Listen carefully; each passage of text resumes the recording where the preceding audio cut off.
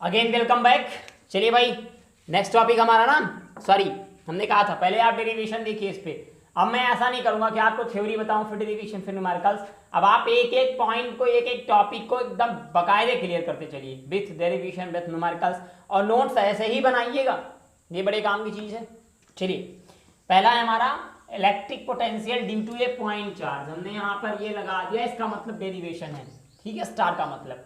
अब समझो, electric potential बताना है due to a point charge पे। यहाँ सब बातें समझने वाली हैं, ध्यान दीजिएगा। आप हमने लिया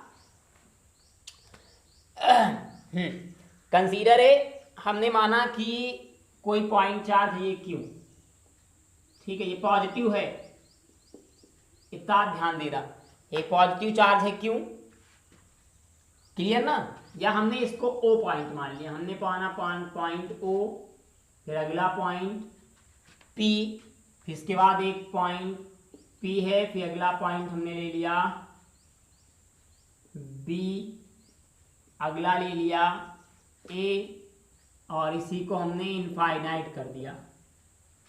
कोई दिक्कत तो नहीं है, इसको इनफाइनाइट मान लीजिए आप। ये मान लीजिए कि फोर्स की डायरेक्शन है, इधर जाएगा फोर्स। अच्छा, आगे थोड़ा और सीन समझिएगा आप। हमने माना कि ओ से और पी तक की दूरी है आर, क्लियर है ना। जहां दिक्कत हो देखते चलिएगा भाई। और हमने माना कि ओ से और ए तक की डिस्टेंस है एक्स, यहां तक की। एक चार्ज है जो क्यू नॉट पर रखा है, बी से ए तक की डिस्टेंस डी एक्स मान ली गई, और बताया गया इसको आपको एफ एक्सटर्नल फोर्स इस डायरेक्शन में लगा के पॉइंट बी तक लाना है पहले, सबसे पहले। अब यहाँ आप दिमाग लगाएंगे, लगा पाए तो लगाइए, ना लगा पाए तो भी भूल जाइए। चलिए, दिमाग लगाइएगा अच्छे से। एक पॉजिटिव चार्ज पहले से एक यहाँ रखा है, इससे हमें कोई मतलब नहीं भाई, ये रखा होगा तो इलेक्ट्रिक फील्ड उत्पन्न होगा। इलेक्ट्रिक फील्ड के अंदर एक पॉइंट पी है। अब ये हमें कोई मतलब नहीं, यहाँ तो तुम इतना ध्यान ना दो, ध्यान समझो। आप पहले थ्योरी लिख लीजिए इसकी। क्या लिखेंगे? Consider a positive point charge q place at the origin O. एक पॉइंट पॉजिटिव चार्ज क्यू है जो ऑरिजिन ओ पर प्लेस्ड है। Then we wish to calculate electric field electric potential at a point P. We wish to calculate electric potential at point P. और फिर आगे, suppose a test charge q naught is placed at a point A, distance X from O. Clear? एक positive charge, एक test charge q naught रखा है ए पर, और यहां से और ओ तक की डिस्टेंस है एक्स।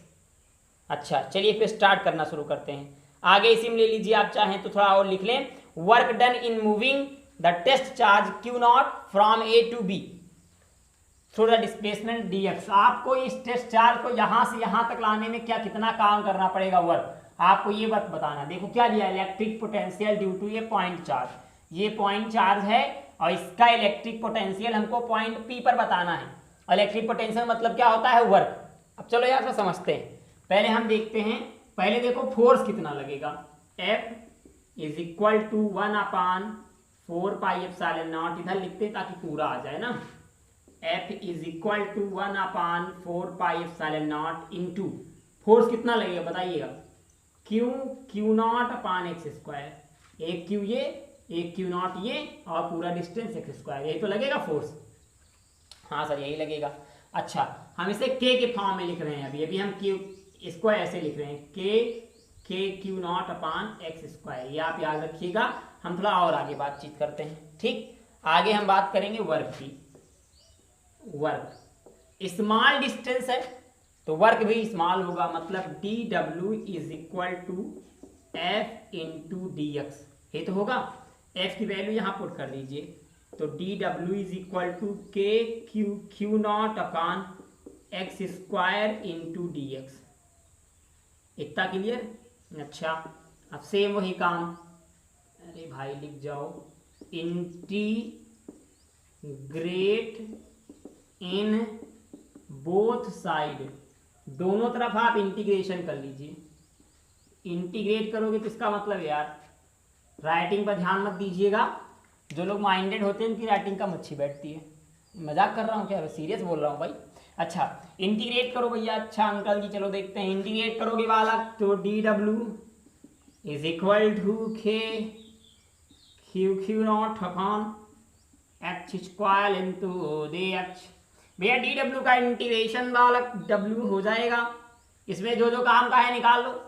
के q q not bar 1/x² into D x. Limit लेनी पड़ेगी आपको।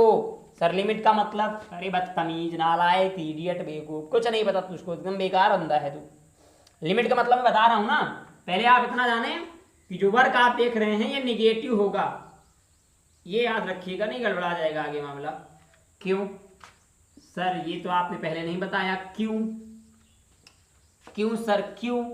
बेटा अगर क्यों वाला मैटर है ना तो एक लाइन तुम यहां और बढ़ा लो। सॉरी इसके लिए सॉरी कि मैंने आपको बात पहले नहीं बताई। D W is equal to आप लिख लो f into D x cos theta, ठीक है। और मैं आपको बताऊं आप लिख दो थीटा की जगह पे 180, तो मामला क्या हो जाएगा, ये हो जाएगा D W is equal to F into D x cos 180।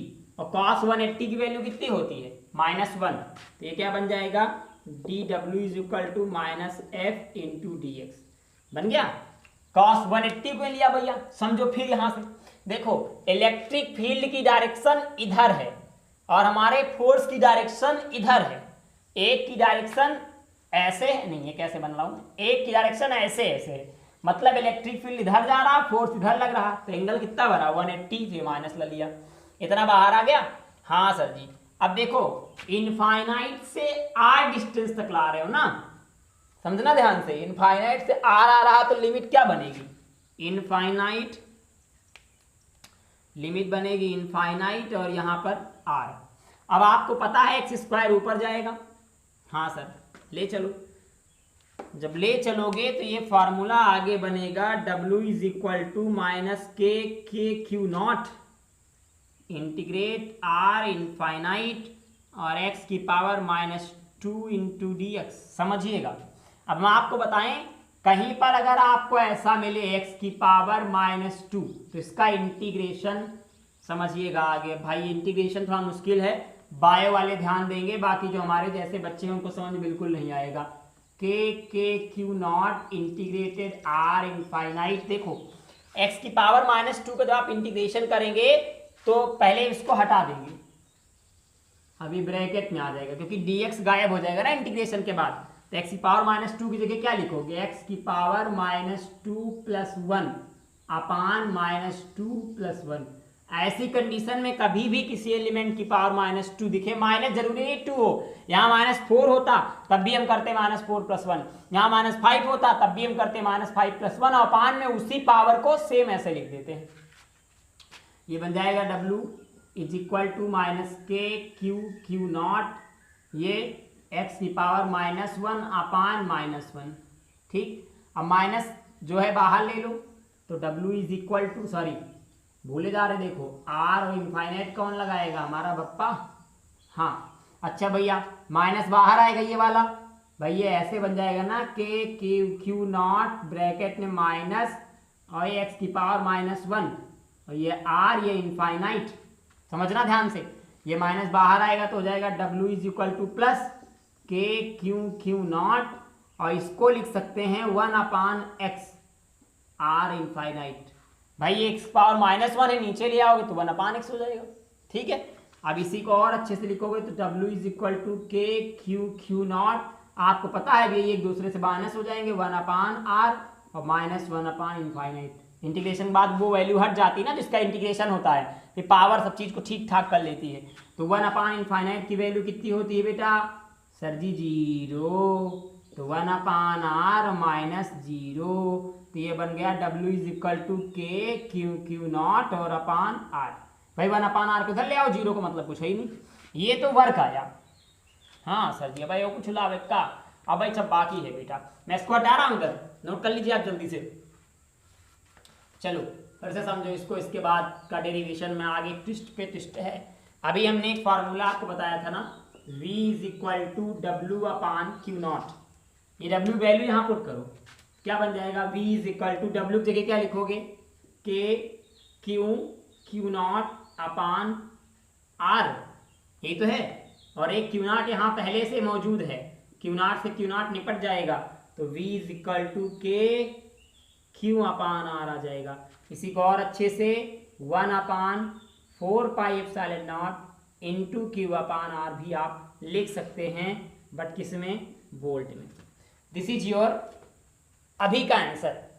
जल्दी नोट कर लें, फिर आपको और बताते हैं। अभी इसी में ग्राफ है आपका, हो गया और बताइए जल्दी। सर जी कर रहे हैं आप तो जल्दी जल्दी कर देते हैं। अच्छा इसी में ग्राफ समझो, ग्राफ हटा रहा हूं इसी में। चलो भाई, ग्राफ ग्राफ ग्राफ ग्राफ कैसे आता है, ग्राफ हमेशा E वर्सेस V आता है, E वर्सेस V। ये क्या है बता रहा हूं, ये आपका ग्राफ है, ये R बताएगा और ये E वर्सेस V बताएगा या V वर्सेस E ले लीजिए, ठीक है। चलो अब इसमें पॉइंट दिया होगा आपको, पॉइंट से कोई मतलब नहीं, पॉइंट कुछ भी दिया हो हमारे बाप को कुछ नहीं जाता। बात समझो, V का फार्मूला क्या निकला भी, K Q अपान R, मतलब इसे लिख सकते हैं V is inversely proportional to 1 upon R, और E का फार्मूला क्या होता है, K Q upon R square, इसे लिख सकते हैं E is inversely proportional to 1 upon R square. मतलब कि इसकी जो डिस्टेंस है वो दुगने स्पीड से घटेगी, इसकी नॉर्मल घटेगी। अगर डिस्टेंस 4 होगी, 2 होगी तो इलेक्ट्रिक पोटेंशियल में 4 की कमी आएगी। डिस्टेंस 2 होगी तो डिस्टेंस 2 होगी तो इलेक्ट्रिक फील्ड में 4 की कमी आएगी क्योंकि स्क्वायर लगा है, और डिस्टेंस 2 होगी तो इलेक्ट्रिक पोटेंशियल में 2 ही की कमी आएगी। अच्छा पहले V का ग्राफ बनाओ, V देखो ऐसे जाएगा, ऐसे